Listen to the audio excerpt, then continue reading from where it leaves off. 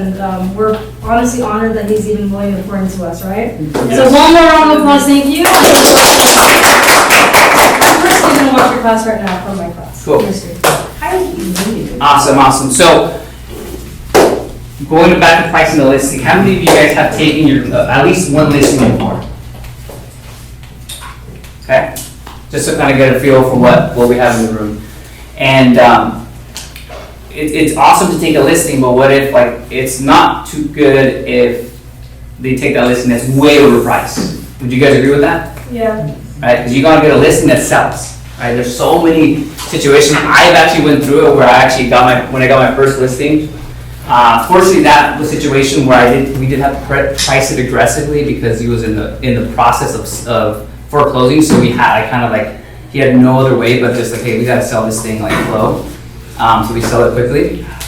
But there's nothing worse than to take a listing where they give you guidance and they trust in you to take the list or put a price on it, and you price it too high. So all of a sudden you commit to a price, you sell, Mr. Customer or Seller, I think that you should sell your home for blah, blah, blah, right? And then what happens if you don't sell it? Just imagine where you guys would feel or where you would sit with that. At least myself, when I tell a seller, hey, this when I commit to a price, I feel sometimes obligated to sell it for that price. Would you guys agree? Mm-hmm. Right? And over the years, I learned not to necessarily do that. So although we indirectly pick a price for them, we influence them to picking a price. We stopped picking prices a long time ago. Okay? And I do that for two reasons. One, you let them decide and self-discover. And two, you sleep better at night. Right? How many of you guys like your sleep? Right? For those of you that have taken overpriced listings, there is you feel pressure when you commit to sellers and you're not getting that price. You start thinking, what am I doing wrong? Did I overprice it? And then you start thinking, how am I going to have the price reduction, or I call it price amendment conversation with them? It's a whole lot better to have them self-discover than you guys do it for them. Okay?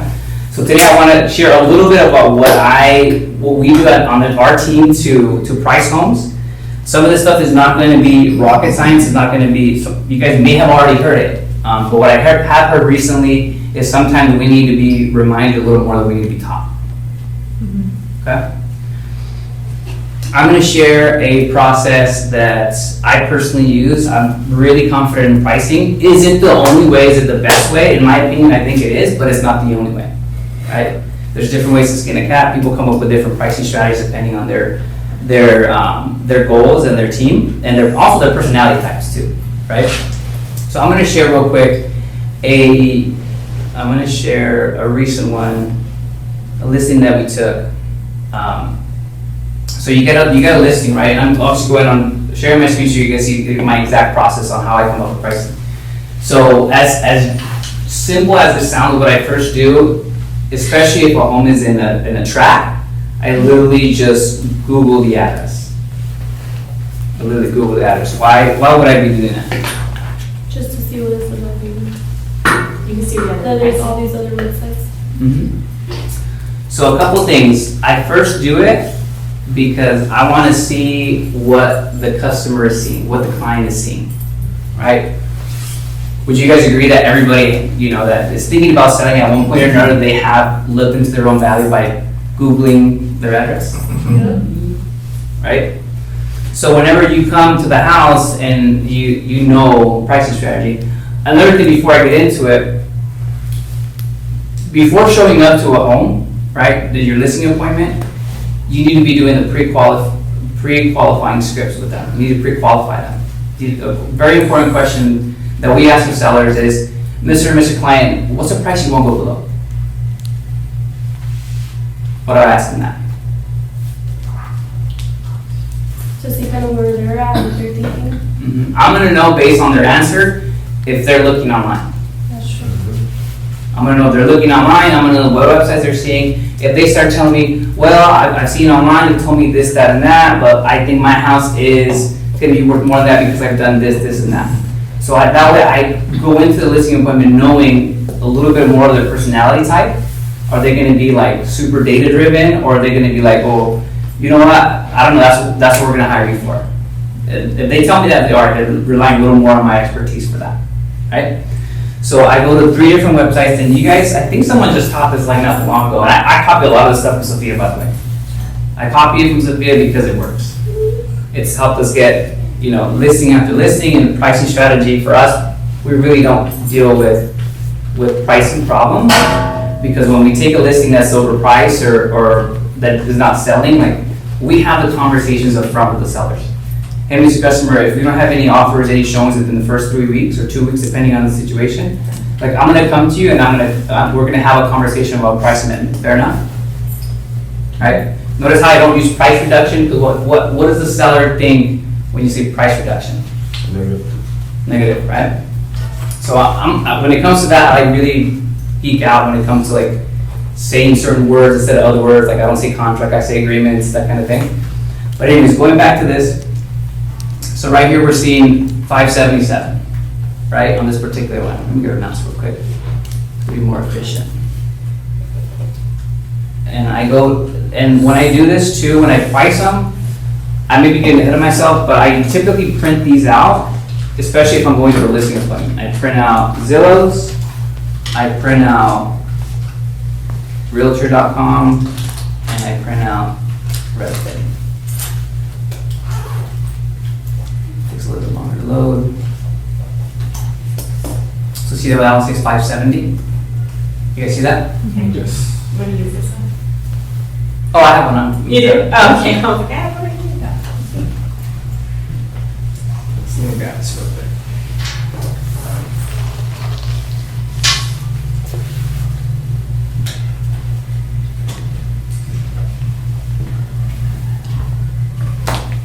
So again, we're still in the first part of it, right? So I know so far that Zillow said that we're at 500 and I think 77.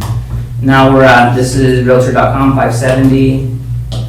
Then I'm gonna look for Redfin, and on Redfin I am at 615.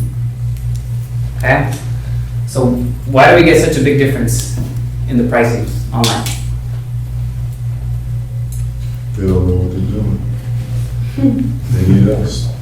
There's no magic thing. I think it's just based on, this is literally algorithms. This is just their estimate, right? Just based on what's sold. So I have these. When I do my presentation, I show them, hey, this is how much they could fluctuate from 570 to 615. Which one's correct?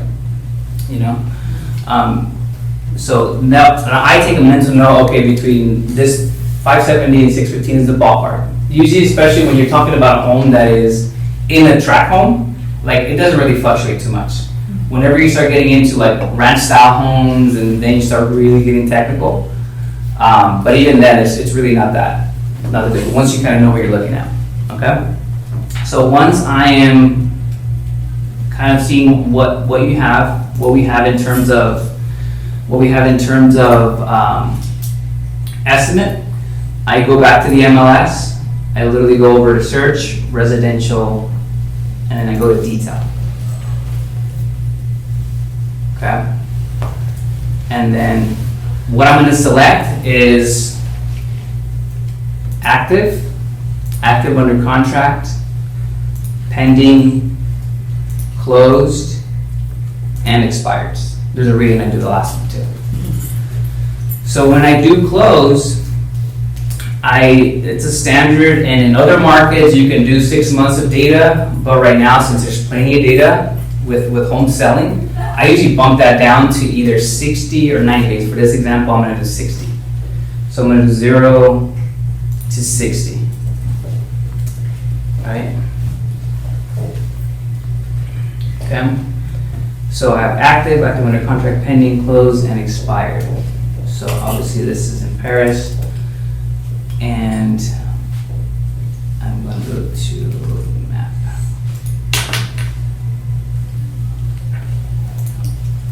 Go over to the address. This is an actual listing again. What I do after I select the address is going to take you to pinpoint exactly where it's at. And then you do a mile radius outside from where it's located. You guys see that? Now, obviously, there's a bunch of different things going on with this neighborhood. Like this is one of the farms I started with when I started in real estate.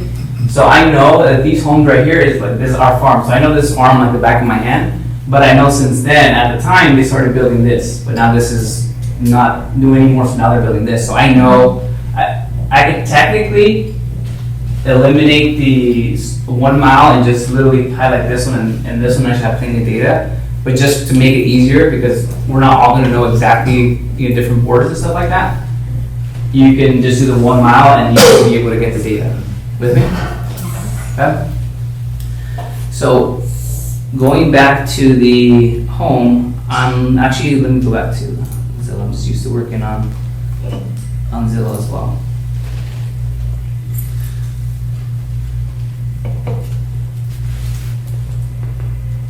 Another thing you're gonna bring up, or you should ask the seller, is does this data also match their house? Because there's so many homes, even newer builds, that this doesn't match up with their actual square footage and or their bedrooms and bathrooms. Have you guys seen that? Where per tax record it said this is a 3-bedroom and a 4-bath. This is a good example. I actually, because I called them before I did the CMA, I actually found out this is a 4-bedroom and 4 bathrooms. Okay, so that can change some things whenever you go and make the data. Okay, so it's a 4-bed, 4-bath, 2,800 square feet. So what I'm gonna first do is, once I've done the 1 mile radius, I'm gonna look for a number of things. So you guys wanna write this down? As soon as this thing right here goes For the CMAs, I typically use between 1 and 2 actives, He's like in a bad mood if he doesn't. 1 and 2 pendings, or in this case, it could be pendings or active under contract. Pendings and active under contract are one and the same. Right, the same thing. I'm gonna use when expired, Out there, Jocelyn, when you do this for my birthday, when expired, I like green apples. and I'm gonna do anywhere between 3 and 4 closed max. Okay, these I are would prefer sliders. Funfetti with cheesecake frosting. Oh my god, I'm in love. So actives, you select, I select at least 1 or 2, because I want them to see what's currently on the market. I want them to see what other buyers are seeing I did eat for the comparable. So I know, like for example, in this case, if I selected an active, which is represented by the green, I'm looking ballpark for something in that range. So I'm seeing here at 565. Thank you. You're welcome. I'll make Happy birthday, Amy. Thank you for being born. This has been on the market a long time. See that? 248. Greg was like, not Everything that we do, whenever I select stuff from the CMA and pricing, I do it for the sake of helping me tell the story to the seller, right? At the end of the day, whenever I go back to the solds, I'm trying to tell them, okay, out of this, from this data, what stands out to you, what makes the most sense? Mr. Customer, we've seen this data this evening, like, where do you feel the house falls within, based on the data we've seen tonight? And then they'll come to a self-conclusion, and I'll show you guys what I mean by that. So if I already know that ballpark, this house is worth between 570 and 600, then I'm gonna select something that's active, that's gonna help me tell that story. Make sense? So I won't select that one only because, it's been a ton in the market and there's not very many pictures for it. So I'm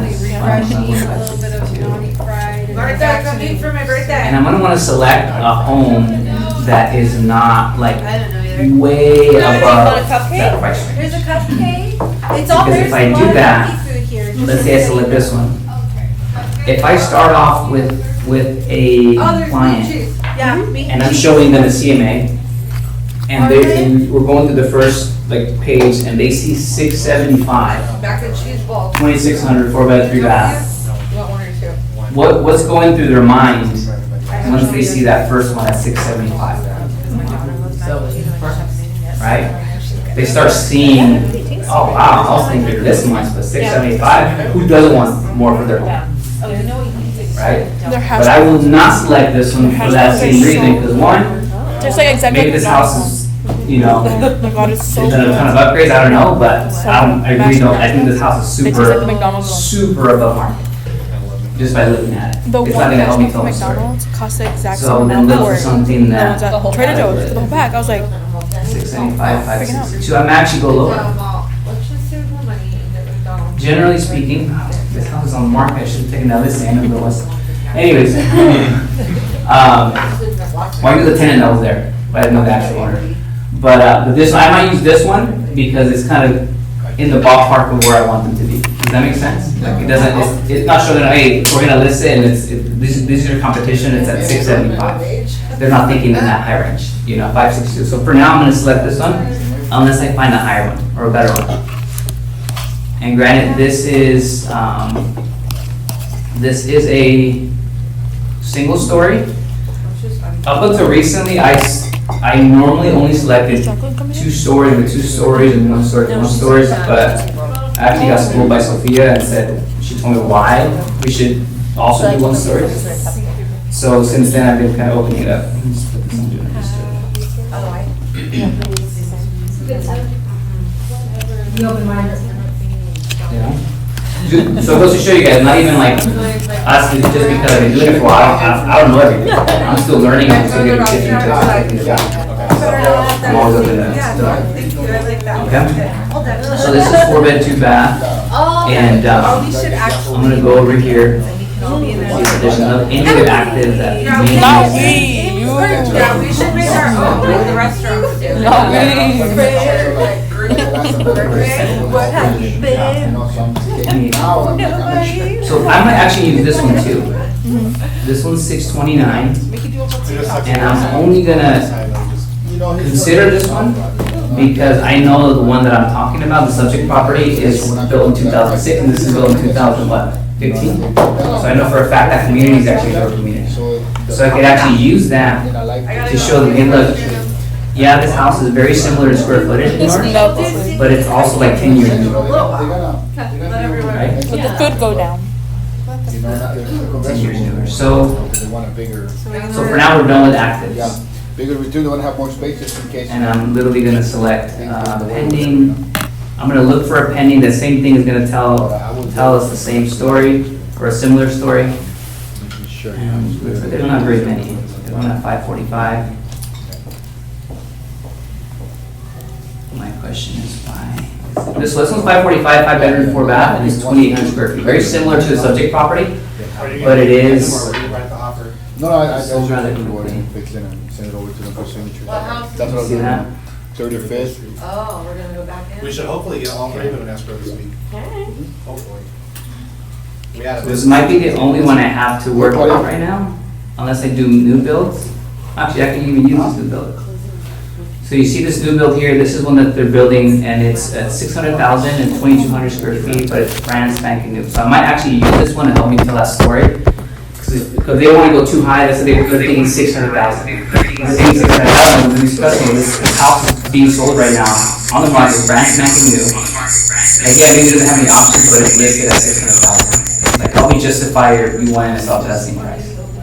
If you were a buyer, would you rather go for the house that is newer, or that's already, that's currently used? Again, that kind of pretty much starts to and then finally, so far we have what? We have 2 actives, a pending, and I'm just looking for a quick expired.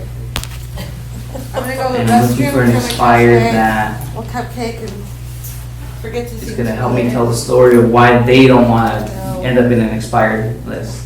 So here's one that's expired at 6/15, Not stopped us all day. and at I didn't 6/15, bring your curly. Do you like to smoke? I'm also looking for days on No, market. but I do. See that? But you don't like it? If it's 6/15, 4/4, very similar. But no, if it was pouring out So, there, And I'm Really? seeing Like in New York when they're like, the house, although the house does look in pretty good shape, like it did in South. Keller Williams Big Bear. It looks like they started at 629, going to 629, 615, and still did in South.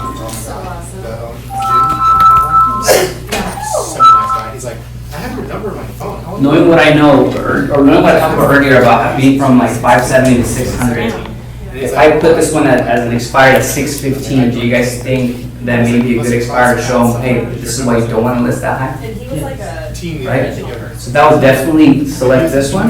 That's a good one. Not that there's any more, but I typically just select one. I only select one because it just helps me tell the story of, hey, look, if you price your home too high, Was their office cool? chances are you won't Was it sell it. cabiny in back? Right? Yeah, so it's just right here. And it really boils down to the motivation. What's the reason why they want to sell? It looks like it. Do they need to sell or do they want to sell? You want a video? You know? In this particular case, I could tell them, look, they listed it for 630, then they brought it down to 615 and still didn't sell. Like, let's use their experience and just, like, let's use that experience to help you sell your home, you know? Let's not do that same thing. If you wanna come in and say, I'm gonna list mine for 620 or 615, like, okay, they've already tried that, Mr. Customer, what would we be doing differently that they didn't already try? You know? It kinda helps them bring that pricing back down. Just so that I know that I need to do this. So select that, and then I would finally end up with at least That's three, it together Yeah. and figure out. at least three, Well, he knew, but he thought it was gonna be or great. three clubs Oh. on the couple on here. So he's like, oh my god, how embarrassing to see, like, oh my god, how embarrassing. Let me see if I can find something a little bit. And then he starts, A little he bit. starts noticing, like, he's like, When I select close, I do it in the following format. pointing out like, oh my god. I do it from Oh low, my god, oh, and he's like, he realized. I do a medium, and I do a higher price point. That's so sweet. Yeah, it was super. But I don't just do it off the price point, I do a, like, let's say I have a low comp or low data, and I do that based out of, okay, this one's sold for the cheapest price, but it's also, like, it helps if it has crummy pictures, or if it's like outdated. Okay, this is the base, this is what you can get for it. Yeah. The next one, in the medium price point, is a house that maybe it has had, you know, updated flooring, it's kind of well kept, but it's not fully modern. You can leave it in the medium one. And then select the high one, and the high one is the one that I use when it's like remodel kitchen, remodel bathrooms, completely decked out, basically. With it. So whenever I go and explain to them the pricing, they see, okay, this one's okay shape, this one's a little bit better, this one's the best one. Where does mine fit in relation to this price point? So the question that I ask the seller is, especially when I get to the close is, Mr. Customer, where does this one fall on? How does your home compare to this one? How does your home compare to this one? Then they're gonna self-discover, oh, mine actually has, you know, updated flooring, I've redid the bathroom, the plumb, whatever it is. So now mentally, they're already tying down to, okay, mine's a little bit higher than this one, I was gonna ask, are you gonna but go? somewhere over here. You know, then you go to the You know next where one, you're the gonna have medium them? one, and you say, Mrs. Customer, how does this one compare to your house? Now I'm answering the same thing. Okay, you know, mine's pretty comparable with that one, except mine has maybe a little bit more upgrades on this, whatever. You go through that process, and then you finally ask them on the third one, how does this one compare to your house? On the super nice deck, that one that's selling for this much price, whatever. And then at that point, most of the time, Actually, last most of the time they're gonna be like, oh, well, this one's definitely more upgraded than ours. So then, now they're internally, they're thinking, okay, well, mine's Is it actually? more than the first one, but less than the high one. So now you kind of got them down to like a range. I know there's You this know? castle out there, I'm telling you guys, I don't really deal with pricing issues. Oh, really? I don't. and I wanna go Because to it so I've bad, used but I'm so that creeped thing out. time and time again. Because Ireland is I've had taken beautiful. over price listings that at one point I took them for a certain amount and I ended up selling for so much cheaper. And learning from those clients, I'm like, no, I do not want that to happen to any one of my other clients. Does that make sense? And then beyond that. So, again, you go low, medium, high, and you kind of let that. A lot of, like, how does this compare? the game- And then the key question, once I've shown them the three of them, especially the closed ones, and I say, Mr. Client, based on the data we've seen tonight, Edge of a castle. where do you feel like your home falls within? Literally. Based on the data we've seen tonight, where do you feel your home falls within? It's in the The same price spot that everyone buyers else. excited about your home over the counter. What are they gonna tell me? Spray yourself down with like. You know? Most of the time, you'd be surprised that you could think, well, they're gonna tell me, well, that's what you're here for. Like, very rarely do they tell me that. Super rarely they tell me that. But most of the time they say, well, we're thinking this much. Really? right? And you let them Was he big and pregnant? say the number Was he first big and pregnant? before you bring up. 9 Did 10 out of you 10, get it? Did you? They always Okay. tell me a price below what I'm thinking the house is. I Okay. was trying to figure out, like, is Your she brain really was like, saying so- that? Are you really saying was he big? So weird. Yeah. It's not weird, it's actually by design, the way we did things. This was good. And sometimes I'm like, you know what, I would have to agree with you, and I'll come back. even though sometimes we can list it for the price that they're saying, and you know what, based on data I'm seeing, I'm thinking we can sell it for potentially this much. When you tell them. And it sometimes ends up being more than what they're You know, thinking, whether you tell them. and all of a sudden I look The fact that like, you told them, wait, does that make sense? they didn't, that's the way. So, Try this bread. just like that strategy has worked the last couple of years, and it's awesome. Again, very low, medium, high, and Did you like the accurate, little map? especially on the close. How does this compare to your house? How does this compare? And have them self-discover, hey, this is, mine is better or not better, whatever. You know? And then, and then coming to a price that's falls within that. Because at the end of the day, you gotta find a price that's reasonable for the buyer, consumer to actually wanna go see the house. You know? You guys at one point or another are gonna take a listing where it's sitting there and you're asking yourself, why is this thing not selling? Why is this thing not selling? I've been there, it's not fun, you definitely have the pressure of wanting to sell it. One, because you wanna, make a commission off of it, but primarily because you wanna help this family get to wherever they wanna go to. Make sense?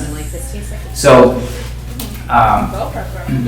when it comes to pricing, again, 1 to 2 actives, 1 to 2 pendings, 1 expired, and 3 to 4 closed. Why wouldn't I want to do more than that? Yeah, please come get some. We have Okay. grapes. And obviously there are a couple of higher number in there. Yeah, you give too much data and you throw them off. Like, have you guys worked with, have you guys had buyers where you're taking them out and you show them more than 4 or 5 properties? What happens at the end when you do a rundown of everything? They don't even know what's what, right? You just give them too much data, right? And it's no different here. So you don't want to give them too much. You want to give them just enough to make a decision to price your home, right?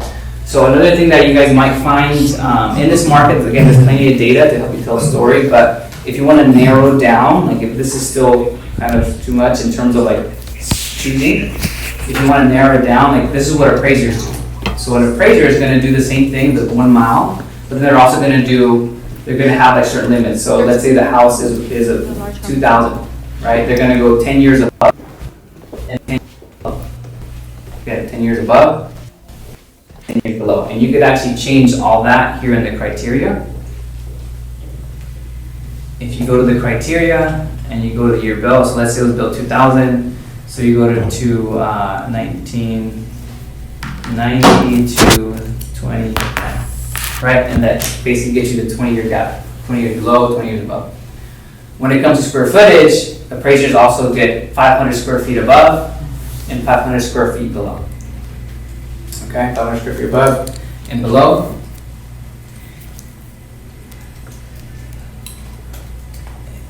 Above and below. What else do they typically do? They typically go over a mile. You already know that. Obviously, if you're in an area where there's a lot of different types of homes, sometimes you have manufactured homes close to thick belts, then you obviously go to the left on criteria is standard built or whatever compared to manufactured, or single family residence compared to manufactured. But lost my thought here.